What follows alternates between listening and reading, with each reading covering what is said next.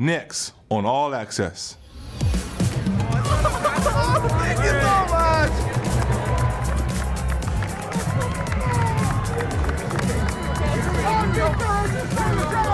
Room to the 10. He's got room to the 5. Woo! And a clear lane to the end zone. Touchdown, Patriots. Keep fighting. Keep plugging away. Brady takes the snap. Back to throw. Fires left. Caught. First down. Branch inside the 10. Inside the 5. Touchdown. What was billed as a heavyweight matchup turned out to be anything but. Last game of the year. What do you want to accomplish? Well, first, getting the win. That's the main thing. Not only with the win, but putting our best foot forward. They just go in there and attack the quarterback. Again, there's another, 2-3 guys jumping on the quarterback. So pass rush this week's really good.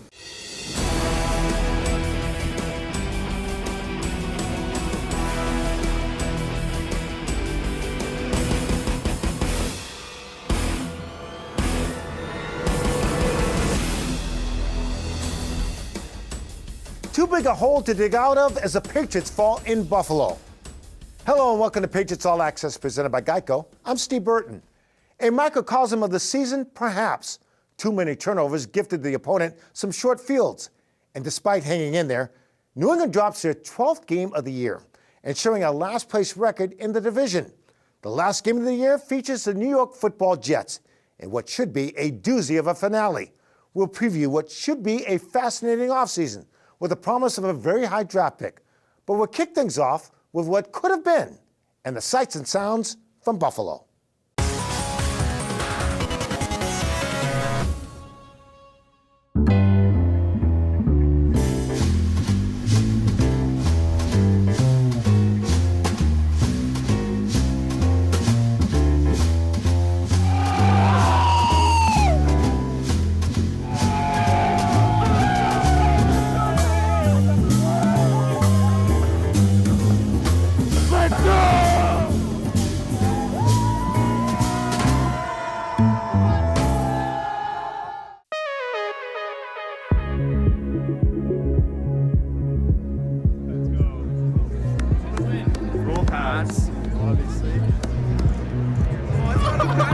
Thank you so much.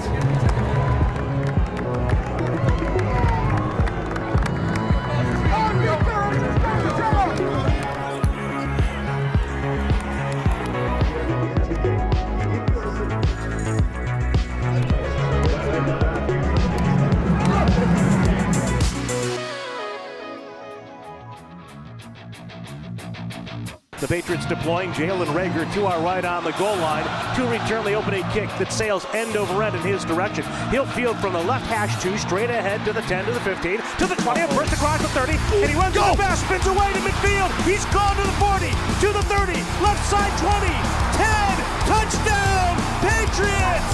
They turned the table from a year ago.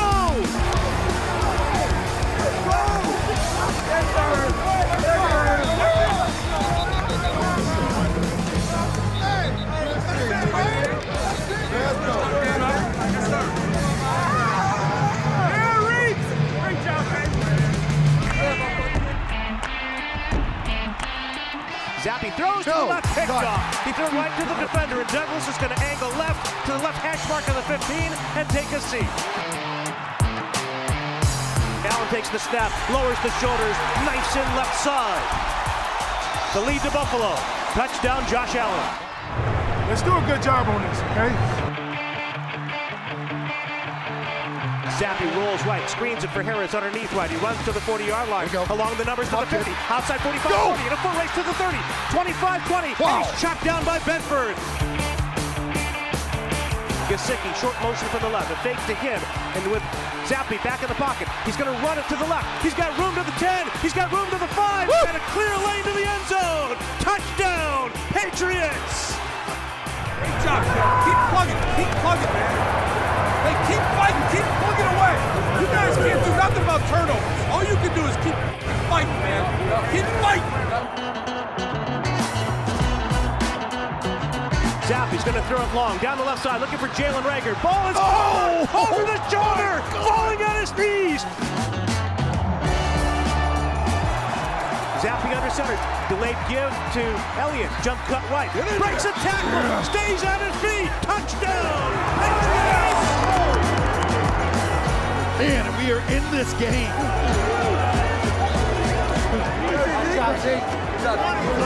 Hey, good job, man. Hey, let's keep it going. 84-yard drive, fellas. We can do it again.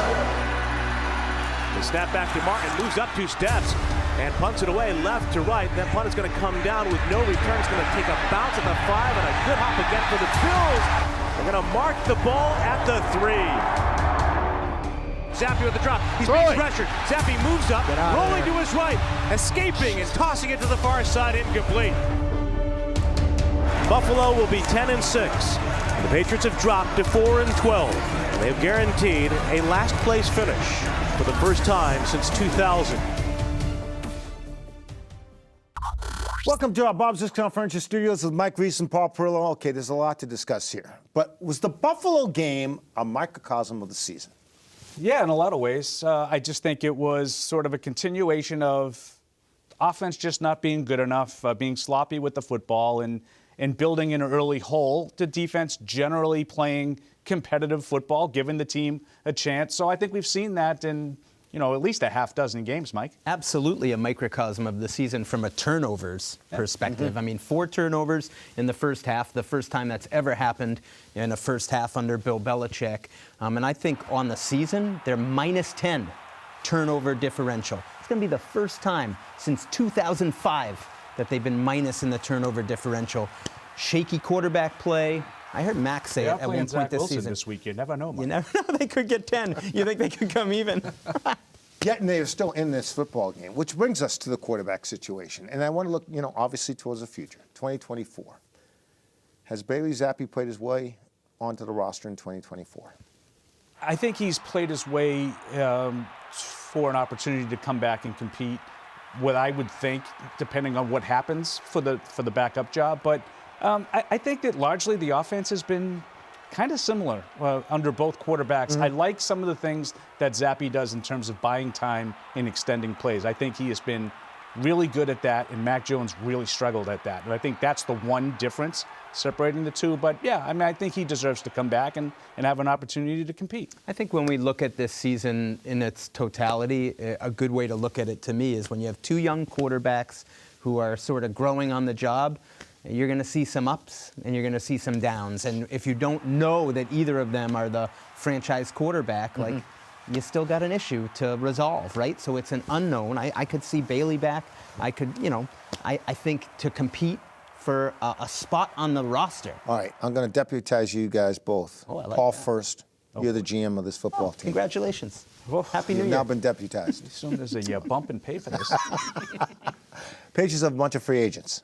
Prioritize, if you will, who you want back. They do have a lot, and I could make an argument for a lot of different guys. Now, there's a lot of uncertainty, too, because what kind of systems are you running? Is Bill Belichick staying? Is he going to be in charge of all of this? I would say they're going to have to find out a way to get a tight end, Mike. I think Hunter Henry's a guy that might need to be re-signed and retained.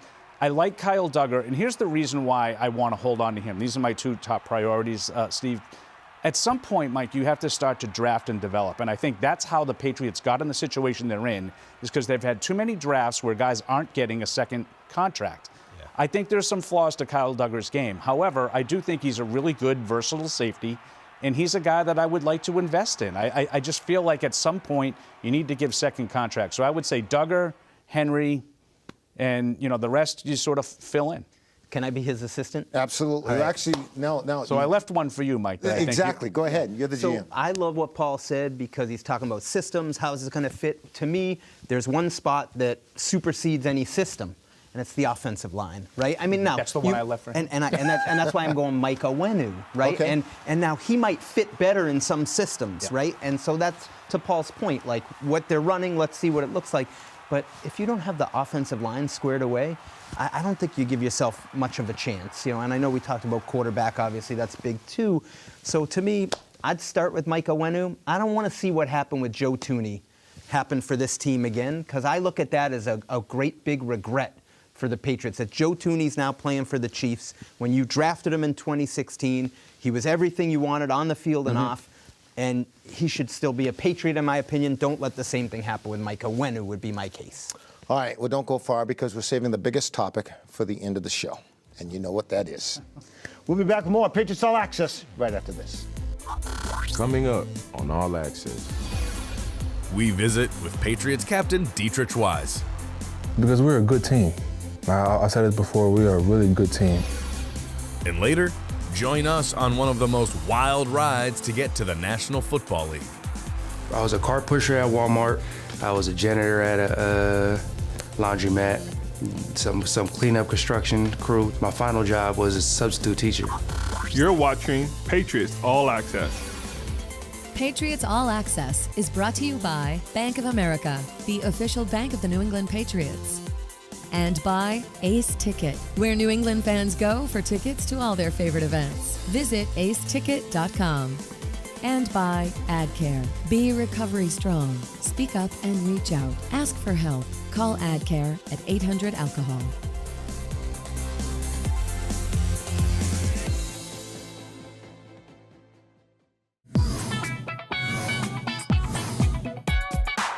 Happy New Year and welcome into the Social Media Minute. I'm Tamara Brown. It was a thrilling first day of the new year as Patriots players were cheering on their alma maters in the college football playoffs for a spot in the national championship game. But prior to that game, Patriots social media team got the players' perspective on the matchups. Alabama versus Michigan, man.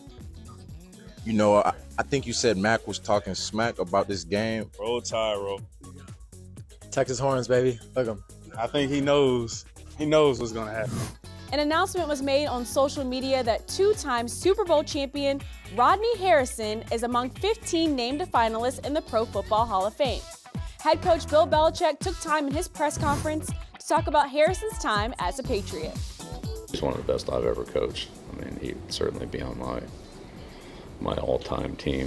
Before 2023 came to a close, safety Adrian Phillips launched the Lake Foundation, named after his son. His first event was a charity holiday party for 21 children of the Boys and Girls Club and ensured they each received a few items off their Christmas wish list. For more information on Phillips' new foundation, go to patriots.com. Thanks for tuning into this week's Social Media Minute. I'm Tamara Brown. Welcome back to All Access, presented by GEICO. Can the Patriots finish the 2023 season on a high note? Here's Dan Roach with more.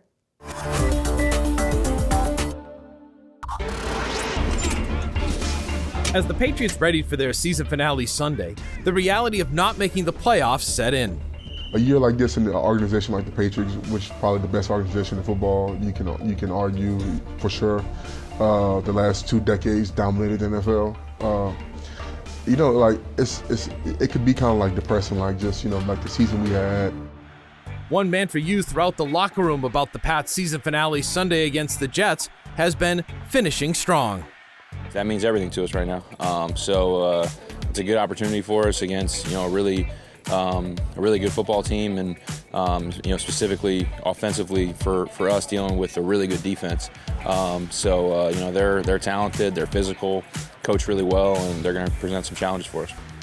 Meanwhile, there's a possibility 16-year veteran Matthew Slater will be playing in his final game. He's been a mentor, leader, friend, you know, someone I could just talk to about life with. So it's just like one of those guys that you come across in a lifetime where you probably won't see another one for a while. So just kind of soaking everything up with him and, you know, just appreciating the man who he is. And finally, the word snow has been mentioned for Sunday, which would make for an interesting finale. I mean, when I was a kid, I always dreamed of playing in the snow, so I'm looking forward to it for sure. So this is a snow scraper and a snow brush. I'm from Florida, so I'm new to this right here. It'll be fun though. It'll be a cool way to finish out the year. Something to keep an eye on Sunday, the Patriots defense, allowing just 3.2 yards per rush this season. If that number holds, it would be the lowest in the NFL per carry since the 2014 Detroit Lions allowed only 3.17. And it would mark the lowest number in Patriots team history. For Patriots All Access, I'm Dan Roach.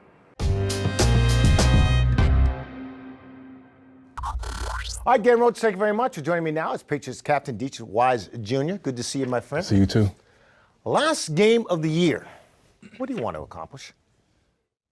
Well, first, getting the win. That's the main thing. And just ending the season off right, not only with the win, but putting our best foot forward, going out there, playing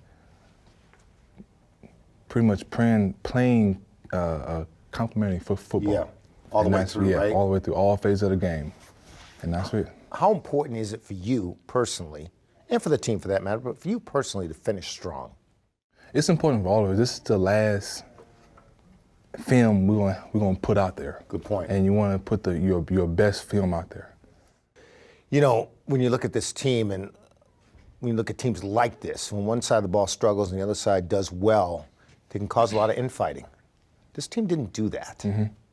Why? Because we're a good team. I said it before, we are a really good team, and we know that the guys in the locker room, we know who we are. We know where we come from. We worked hard from April all the way until today. We've been working hard. We know there's growing pains when you have a lot of things come up, from injuries to certain people not playing, from this happening to that happening. So a lot of things transpired earlier in the season that kind of caused things to fluctuate. But we knew everybody out there was giving their best. No one out there just went out there and was like, you know what, today I'm not gonna do my best. Like, we saw the effort that they put throughout the week.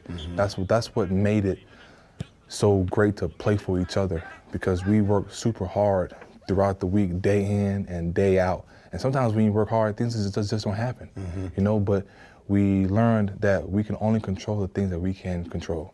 And things that we can't control, we don't worry about it.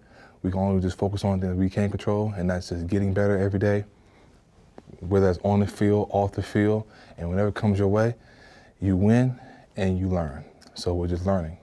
Here's another thing you can't control, the weather. It's supposed to snow on Sunday. I'm excited. Do you like playing in the snow? Oh yeah. Weather games are my favorite. Really? Night games, weather games, sleet games, snow games. Bring it.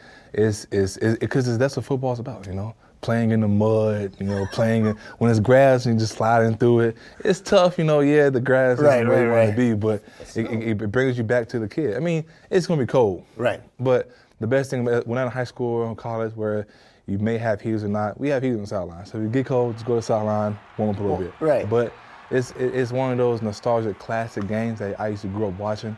Snowy games, people kind of trying to clear out the snow and stuff like that, just to put their hand down. You love it. Like that. I love that. That's football. So the more snow, the merrier. Good luck on Sunday. Thank you very much. Against the Jets. Thank you. Deatrich Wise is our guest. We'll be back with more Patriots All Access right after this.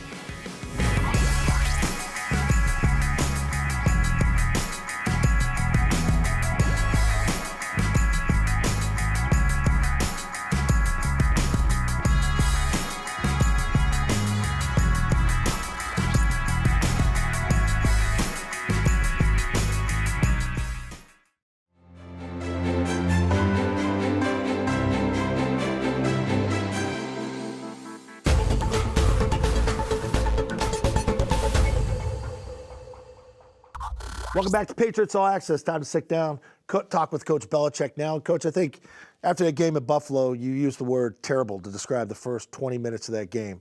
In most cases, end of the year, not much to play for. Some teams would say start the buses. How proud of you were the way your team fought back in that game? Yeah, I mean, we played, pretty competitively the entire game. I mean, the kickoff return got us off to a good start, and then, we had the 4 turnovers on offense, and they just couldn't make enough plays at the end. But these guys kept battling, and I respect them for that. All right, Jets week, baby. Love that green helmet right there. How much have they changed since week 3? When you look at them on film, and we'll get to the quarterback position, but how much as a team have they changed? Well, not too much. They've had some guys in and out of there, but overall they're a really good defensive team, and they've been a little inconsistent in some other areas, but at times they've looked pretty good.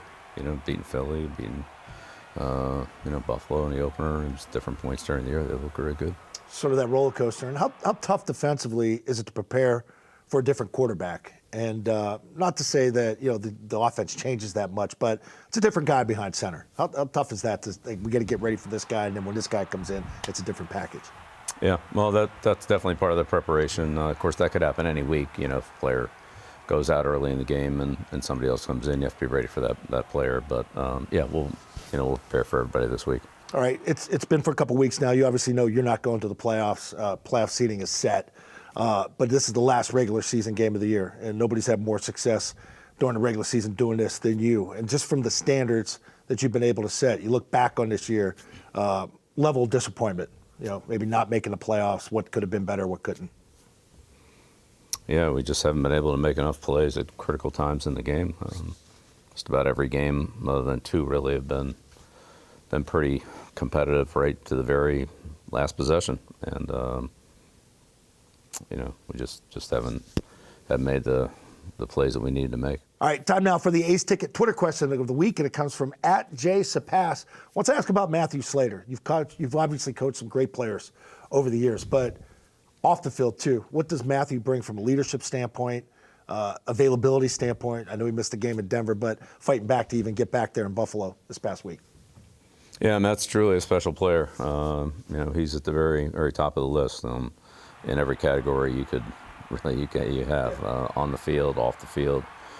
Leadership, lead by example, mental, physical toughness, dependability, great teammate, again, on and off the field, whether it's helping guys that are down, giving leadership, doing things the right way, showing guys the way to go and getting them to follow. He's been a tremendous inspiration to our team, our entire organization, everybody that's worked with him. It's been fun to watch him, grow from just the kid coming out of UCLA to the man and the leader that he is. I remember being there post-game in Buffalo last year, and just everybody welled up. You thought it was the end. And Devin told the story about coming back in the spring last year. He said he saw Matthew Slater running on a treadmill. He said, man, I'm not coming back. I can't do what this guy's doing. But it's a different appreciation for him, right? Yeah, he's special. All right. If you want to ask the coach a question, you have to follow the team on Twitter @Patriots, hashtag it AskBB. We've got the Belestrator later. Probably start with number 95, right? Yeah, Jets can pass rush. They've got some really good pass rushers, so that'll be a big challenge for us this week. All right, good stuff, Coach. Hang tight. We'll have more Patriots All Access right after this, and then we'll have the Belestrator for you. Coming up on All Access. A look back at one of the most anticipated Patriots-Jets matchups ever. There by Welker, down inside the 10, inside the 5, and into the end zone. Touchdown, Wes Welker. And later, Coach Belichick spotlights the ferocious Jets pass rush on the Belestrator. Here's the rush. Start over here on the left side with Johnson. You see he's got a really good power rush there on McGlinchey. And this is, Quinn Williams coming in here and getting to the edge there on power. So kind of a, three-pronged attack here. Just nowhere for the quarterback to go. You're watching Patriots All Access. Patriots All Access is brought to you by Putnam Investments. Putnam Investments and the New England Patriots, proud partners committed to an active game plan on the field and off. By Gillette Labs with exfoliating bar, Gillette's ultimate shaving experience. And by Dan O'Brien Auto. Come in to any Dan O'Brien Auto Group store today and get your awesome protection plan, keeping it awesome.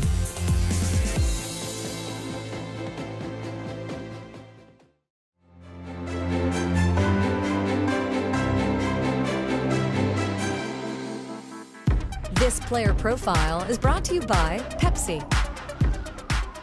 Welcome back to All Access, presented by GEICO. The path to the National Football League is different for every player. For Jeremiah Pharms, his path to professional football is one of the most unique journeys ever told. In our continuing series, appropriately titled The Journey, presented by Acronis and Hub Tech, we chronicle Pharms' amazing rise to the NFL. I was a cart pusher at Walmart. Then when it started in Wichita, then when they started getting cold, I couldn't do it because I was out walking in the ice and snow. Then I was a janitor at a laundromat, some cleanup construction crew type job, and then my final job was a substitute teacher, which it wasn't that bad because I like kids, but wasn't my dream though. Respect the journey, respect the work. I need to be on top, so you know my worth. I was born into it. My dad played University of Washington. My mom ran track in high school. So it was like I started playing football at 6, but I was always around it. I was in University of Washington locker rooms. My dad was playing, so yeah, I was always into it. I played running back when I was a kid. My mom made me play defense. She moved me. She went to the high school and moved me to linebacker. So that I was playing linebacker, DN, and then from there I just stayed on defense. She the one who made that switch. She just decides things for me. Even when I was getting recruited out of college, every coach that called me, we would like to offer you. You gotta talk to my mom first. And she called me back, we going to this school. So I make a lot of decisions on my own, but I still always end up calling her. Even when when I was getting ready to buy a home, or I bought my car, or you know, I might take some of my kids for this school or this sport, I still might call her. And I don't think I'm asking, but I'll be letting her know, and then she'll give her advice, and I'll always take it in because she never steered me wrong before. It was a coach, Coach Hurley and Coach Walker at Sac City. They the first ones who told me I could make it to the NFL. So after that, it kind of like became a dream, and then I started chasing it.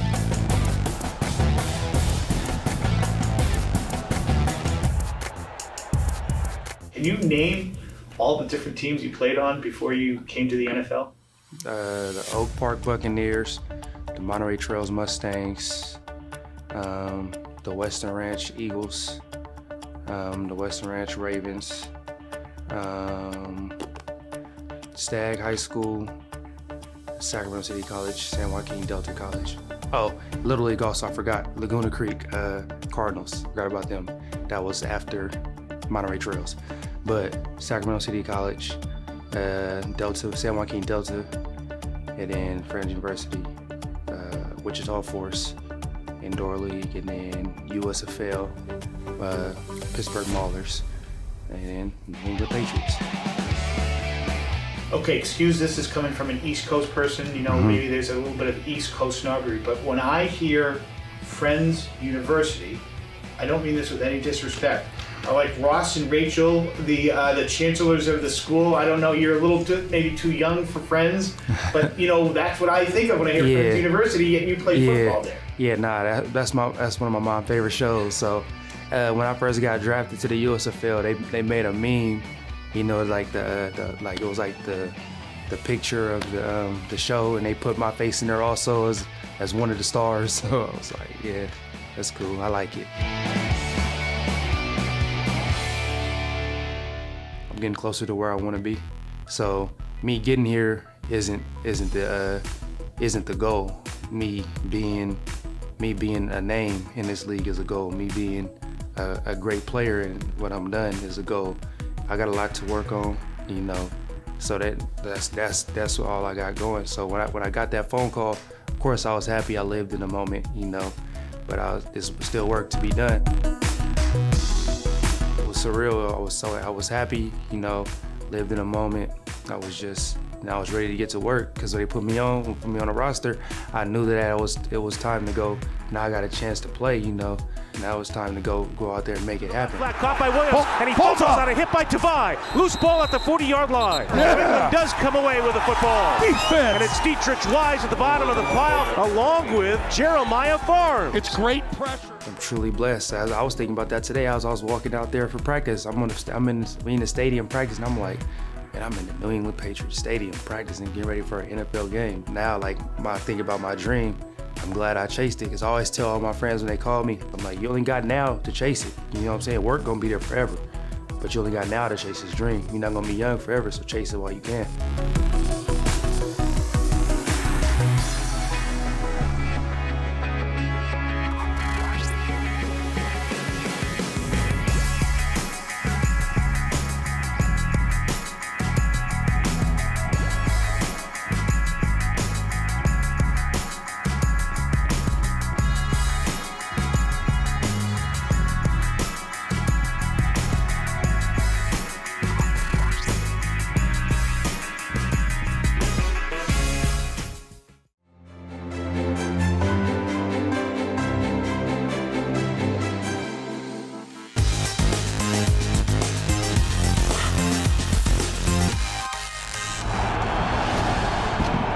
December 2010 featured a Monday night matchup between the 9-1 Patriots and the 9-1 Jets. Brady takes the snap, Back to throw. Fires left. Caught. First down. Branch inside the 10. Inside the 5. Touchdown. What was billed as a heavyweight matchup turned out to be anything but. Fires to the left. It is caught there by Welker. Down inside the 10. Inside the 5. And into the end zone. Touchdown. Wes Welker. Tom Brady threw 4 touchdown passes and leading New England to a 45-3 run. And the Patriots have come up with a thunderous 45-3 trouncing of the New York Jets here tonight. You know what I'm talking about? That was good. We needed that. Good shot, Tom.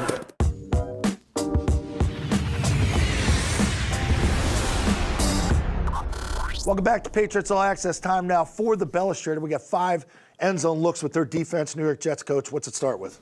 Well, it starts with the pass rush, and they have a really good pass rush. These whichever 4 guys they put in there are very effective. And in this picture against the Broncos here, this is Johnson, Franklin Myers inside, Williams over here, and Bryce Huff on the edge. And of course, you got Mosley here in the middle, who doesn't come on this play, but he does come on some other plays, and he's definitely a problem too. So here's the rush. Start over here on the left side with Johnson. You can see he's got a really good power rush there on McGlinchey, and Huff, after he gets chipped by the end, shows up in there too. And then this is Quinn Williams coming in here, and he's powering and getting to the edge there on power. So kind of a 3-pronged attack here: middle push, edge, power. There's just nowhere for the quarterback to go. You can see it's a landslide here. No games. Like, you're not running twists, you're not running loop arounds there. It's just sort of just condenses and collapses. We'll get to those. Okay.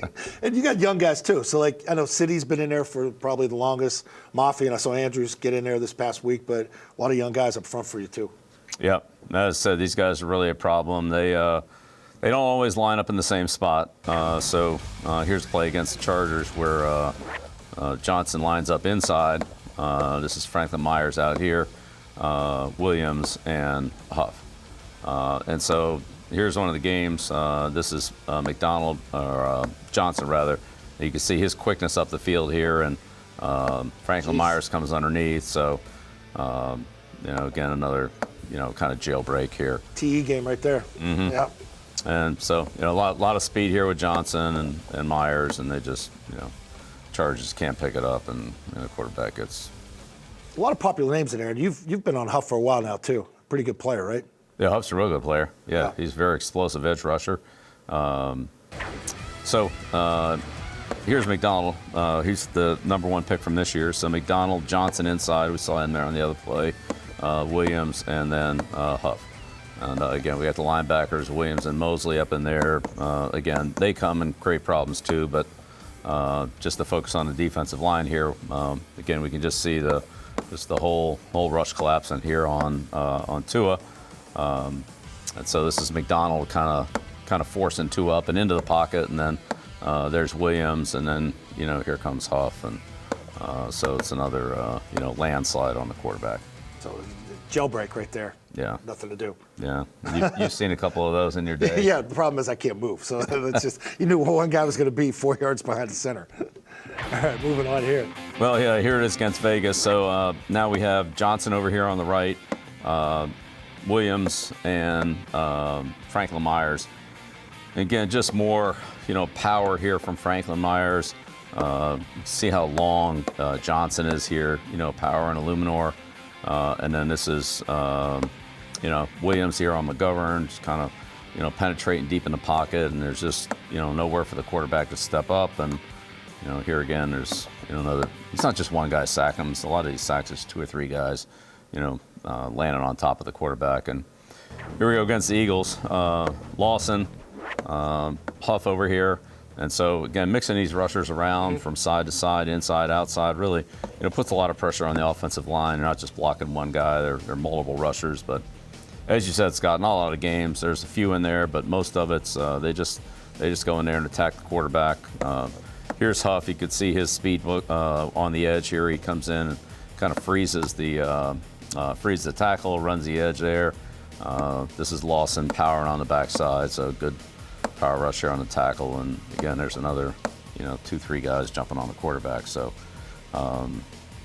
pass rush this week's really good. They Pretty do a good job. Yeah, and complimentary too. You got good guys that can cover. It makes the quarterback hold it. So decision making, everything's got to be communicated up front. Yeah, we'll do a good job handling these guys. Maybe we got some weather this weekend. Get those weather people on it. All right, Coach. Good luck against the Jets. Go get them. There's your Belestrator. More Patriots All Access right after this.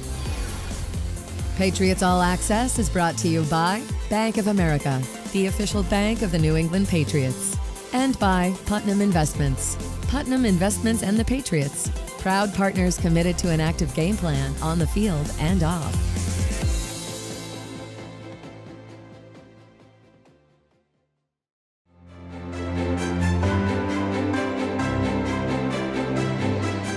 Welcome back to Patriots All Access and our Bob's Discount Furniture Studios. Back with Mike Reese and Paul Perillo and the biggest topic on the table, Bill Belichick. Now I'm going to ask you, Paul, has the decision been made already? Yeah, I mean, obviously we don't know that for sure. I feel like it has. I feel like this has sort of been brewing for the better part of 2 months, probably longer than that, Mike. I think at this stage, I think Robert Kraft knows what he wants to do. It's just a matter of the timing. Yeah, it's a hard one, Steve, to say decisively. Yes, a decision's been made. No, a decision hasn't been made. So I just go by what I listened to, Paul, over the years. What does Robert Kraft say? On my big decisions, I measure 9 times and I cut once.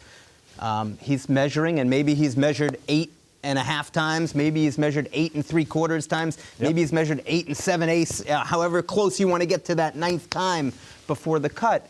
And maybe there's just a little more for him to measure before he makes that decision. All right, Mike, so tell me one way or the other. Have they made a decision? Have they not made a decision? So I guess I'm going to say they haven't, that they might be leaning heavily or strongly in a direction, but to me, until that cut is made, I would say no.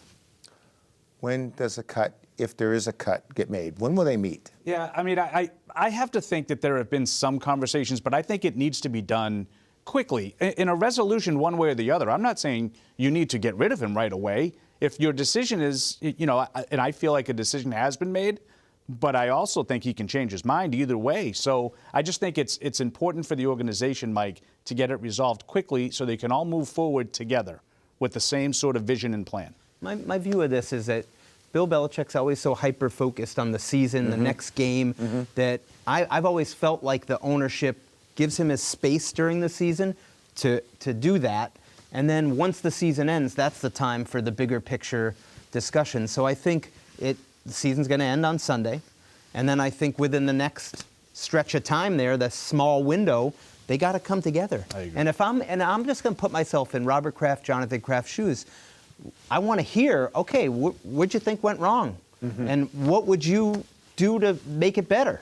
And is there anything that he can say in that meeting to possibly, to what we were just talking about, maybe lean the other direction and say, wait a minute, that sounds pretty good.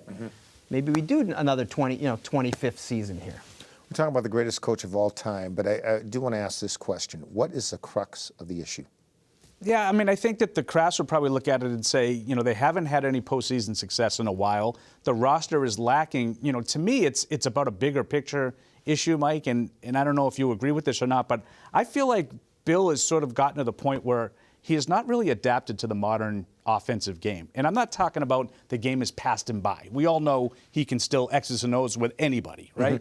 But I just feel like he hasn't really embraced new ways of running an offense and putting points on the board. And I think in the modern game, Mike, you have to be able to get up around 30 if you want to be with the big boys and compete with anybody.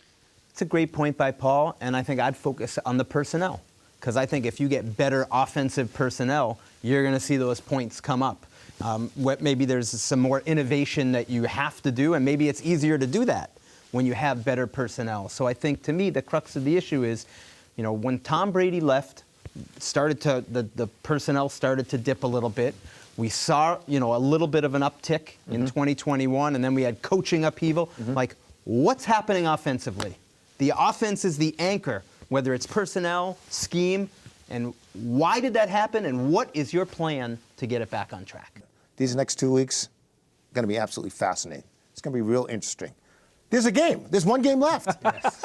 I know. Let's get to it. Yes. Yeah. Prediction? I got the Patriots winning this one, Steve. You're going to be all happy with me. It's a new year. It's a new year. 20-9. A lot of field goals in this game. I think the Patriots have shown a little bit more down the stretch than the Jets, they get the win. I guess I have to be consistent. I had said I was not picking the Patriots again after the Giants loss. I actually think they probably will win this game.